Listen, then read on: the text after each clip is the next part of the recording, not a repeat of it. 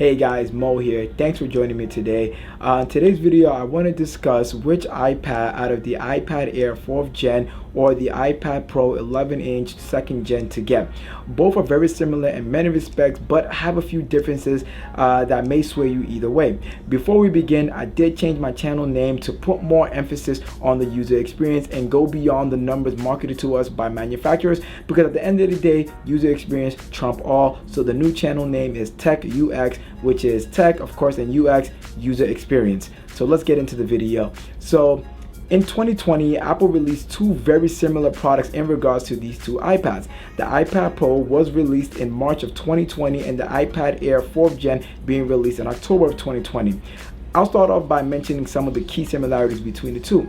The display dimensions are practically the same, the iPad Air being 10.9 inches and the iPad Pro being 11 inches. Both are touted by Apple to have 10 hours of web surfing and video watching on the Wi-Fi model, and if you do opt in for the cellular models of either one, that goes down to 9 hours of video watching and web surfing. The battery life may change depending on how you use the iPad. If you're using it more for like professional working, video, photo editing, it may dwindle down depending on the application that you're using. But overall, when I'm using either one of these tablets, I get similar battery life no matter what I'm doing, and it gives me at least minimum 8 hours of battery life. And now another similarity between both of them are accessible with Apple's latest accessories, even for the Pro models. So the Apple Pencil Gen 2 works with both models. The Magic Keyboard that was released also alongside the iPad Pro 2020 in March also works with both of them, and they both work with all of Apple's Smart Folio cases. And also when it comes to their weight, both of them weigh exactly the same, so there's no difference in weight. Now for some of the differences, let's start with one of the weird differences most people I'm sure would not expect. Out of the two iPads, it's the Air that has the latest processor, sporting Apple's A14 chip. That's the same chip that's found in the iPhone 12 series that were released in late 2020. And the iPad Pro is using A12Z chip, which is a modified version of Apple's A12 chip, which was released in 2018. I believe, 2018. But from my testing and experience, performance on both are comparable, and I noticed no difference, to be honest, between the two of them and day-to-day usage for professional and entertainment. That could change in the long run, since the A14 found in the iPad Air is a later chip, so it may last longer in the long run. But the iPad Pro has 6 gigabytes of RAM and the iPad Air only has 4 gigabytes of RAM. Again, no difference in current performance, but down the line, the Pro may be better in keeping applications open longer with those 2 extra gigabytes of RAM. Let's move on. Another difference which may sway someone towards the iPad Pro is the addition of ProMotion, which is Apple's way of saying 120 Hz variable refresh rate on the iPad Pro, which you only get 60 Hz refresh rate on the iPad Air.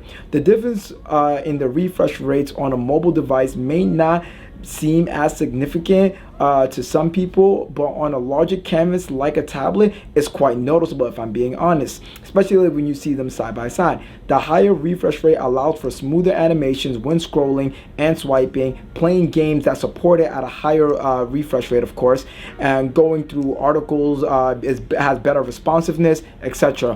What's great is that it's also, as I mentioned, a variable refresh rate, which means it can go anywhere between 24 Hz to 120 Hz depending on what you're doing, and it's a good way to save battery, so there isn't like significant battery loss while it's not using the 120 Hz. But again, that does not take away from the 60 Hz that is on the iPad Air. It is not mediocre at all. It's actually very smooth and very fluid and has great animation. To be honest, if you have never seen a 120 Hz display, or if you're not comparing both of them side to side, you really won't notice the difference. You really won't know what you're really missing, so it might not be as significant to you, since the only Apple product that supports 120 Hz is the iPad Pro. Also, if you're not coming from a 2018 iPad Pro and looking to move on, because the 2018 iPad Pro also did support the 120 Hz display. Another difference between the two in regards to the display is the brightness. The Pro gets a little brighter at 600 nits while the Air is at 500 nits of brightness. And to be honest, when comparing the two, The slight bump in brightness does favor the Pro in terms of enjoying content in brighter environments. But again, the 500 nits on the Air is plenty good, just a little less so if you're used to brighter screens. Speaker quality, this part isn't super important to me because I use headphones 75% of the time when I'm enjoying content on my tablet. But the iPad Pro has 4 speakers for the better surround sounding tablet, when the Air only uses 2 speakers on the tablet itself. The Pro does sound better, but this may or may not matter depending on if you use your tablet speakers as much or you don't use them because you're using headphones mainly when you're enjoying content on your tablet. When it comes to the biometric authentication, the Air uses a fingerprint scanner on the power button, while the Pro uses the same Face ID technology found in the iPhones. The iPad Pro, which I must say I prefer on this end when it comes to biometric authentication, just because Face ID is just a little more seamless, a little bit more easier. And again, Face ID to me, and when it comes to biometric, is unmatched. Another difference that I don't really see as a deal breaker or decider for most is the rear cameras. The iPad Air is using a single 12 megapixel wide angle camera, while the iPad Pro uses the same 12 megapixel wide camera but also has a 10 megapixel ultra wide camera, a flash, and a LiDAR scanner.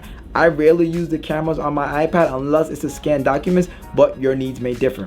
The LiDAR scanner may be useful to those in the AR space, the augmented reality space. In the future, developers are expected to develop more use cases for it, such as games, depth mapping, etc. It may prove to be useful in the future. Now let's talk about storage and prices, since they're intertwined a bit. The iPad Air Wi-Fi model starts at $599 for a measly 64 gigabytes of storage, which in my opinion is way too small for anything, but might be enough if all you do is on your tablet is content consumption like YouTube or downloading like Crunchyroll or apps like that, just to HBO Max, things like that, just to enjoy content on your tablet. The iPad Pro, on the other hand, starts off with the price starts at a hefty $799 with the base storage of 128 gigabytes, which in my opinion is fair, especially if you're storing things locally. The Air doesn't offer a 128 gigabyte version, but you can spec it up to 256 gigabytes for $749, which is still undercuts the Pro by $50. Also, before I forget to mention, the iPad Air comes in a multitude of colors outside of the standard space gray and silver that they both offer. You get rose gold, you get green, and you also get blue. So in conclusion, I believe for most folks, the iPad Air is the better buy. You get so much of what you get with the iPad Pro, I don't see a strong enough reason to opt for the Pro, unless it's to enjoy a slightly brighter display, ProMotion, Face ID, and the quad speakers on it. But again, with the Air, you can double the storage of the iPad Pro for less than $50 less than the price of the iPad Pro at its entry level with 128 gigabytes. But then again, for $749, it may be worth coughing up an extra $50 to get ProMotion, the brighter display, if that's really significant to you. At the end of the day, from a user experience standpoint, the differences are modicum, and I heavily lean towards people picking up the iPad Air over the iPad Pro, unless you decide to go with an older model, which is the 2018 iPad Pro 11-inch, because that model pretty much has everything the iPad Pro 11-inch 2020 has. The only thing that it doesn't have is that ultra-wide camera and that LiDAR scanner, which again, to most people, I don't think is going to be really necessary. But it has the 120 hertz display, it has the same display brightness, and it has the same battery life. And the only difference is the processor, it's the A12X chip, I believe that's in that one.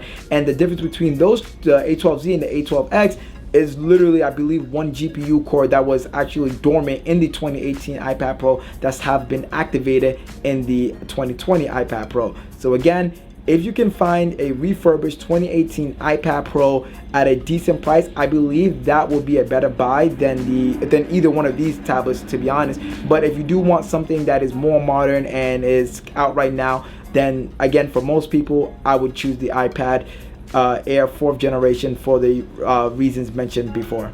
Alright guys, thank you so much for joining me. If you enjoyed the video, please like, share, and subscribe.